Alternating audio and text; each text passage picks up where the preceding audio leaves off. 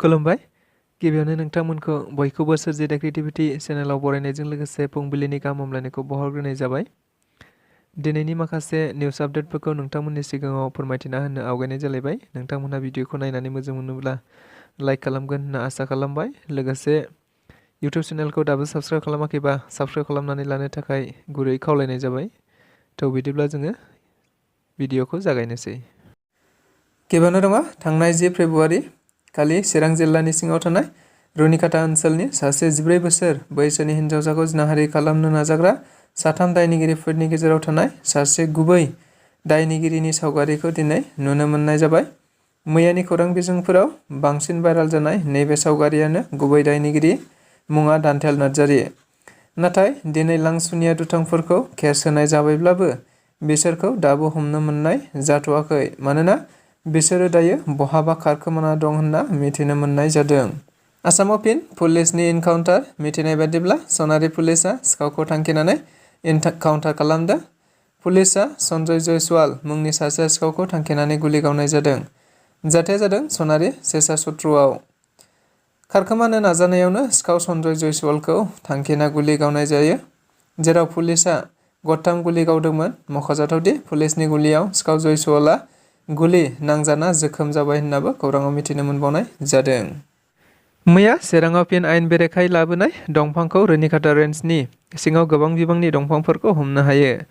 मिथिनाय बायदिब्ला मैया हरनि 10:30 रिंगासोआव सुलुंनिफ्राय मिथिना रुनिकाटा रेन्जनिफ्राय थांना गोबां गेदेर गेदेर दंफांजों गंनै ट्रेक्टरखौ हमनो हानाय जायो। लोगोसे हाग्रा बिफाननि मावसुमाफोरा फोरमायथिनाय बायदिब्ला गासै 5-6 लाख रांसोनि जागोन होननाबो फोरमायथिबावो। नाथाय दंफांखौ हमनो हादोंब्लाबो दंफां सिखावफोरखौ दाबो हमनो मोननाय जायाखै होनना फोरमायथिबावो, मानोना बिथांमोनहा दंफां हमजानाय लोगो लोगो खारखोमानो हायो होननाबो खौराङाव फोरमायथिबावनाय जायो। गावनि बिसियानो फिसायखौ 17,000 रां होनानै एसिड सारहोना गाग्लोबदों। जाथाया जादोंमोन दाखालि थांनाय 17 फेब्रुवारि खालि गसाइगाव महकुमानि सिङाव थानाय पद्मबिल गामियाव। बेबायदिनो मैया गसाइगाव पुलिसनि गोख्रों संदाननायाव मैया फुङाव दायनिगिरिखौ हमनो हायो, जेराव दायनिगिरिखौ गसाइगाव महकुमानिनो 1 नं हावरियापेट गामिनि उस्मान आली होननानै सिनायथिनाय जादों।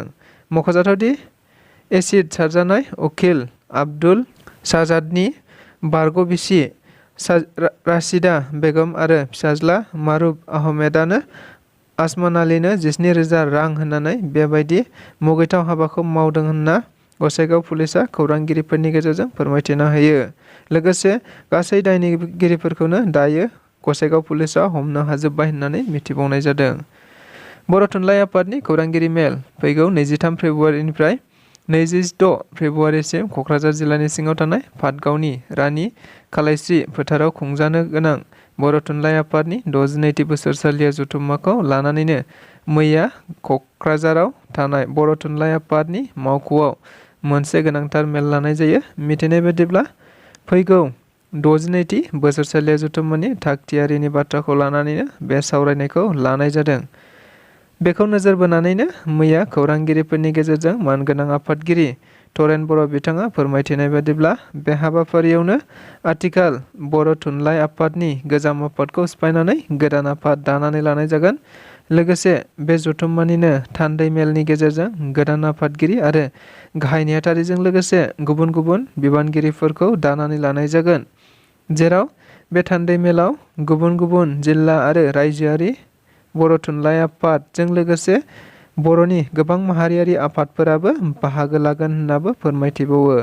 आरो बे थान्दै मेलनि गेजेरजोंनो बर'नि गोबां जेंनाफोरखौ सुस्रांलांनांगौनि थाखाय थांखि दैखांनानै लानाय जागोन होननाबो बिथां आफादगिरिया खौरांगिरिफोरनि गेजेरजों फोरमायथिना होबावो।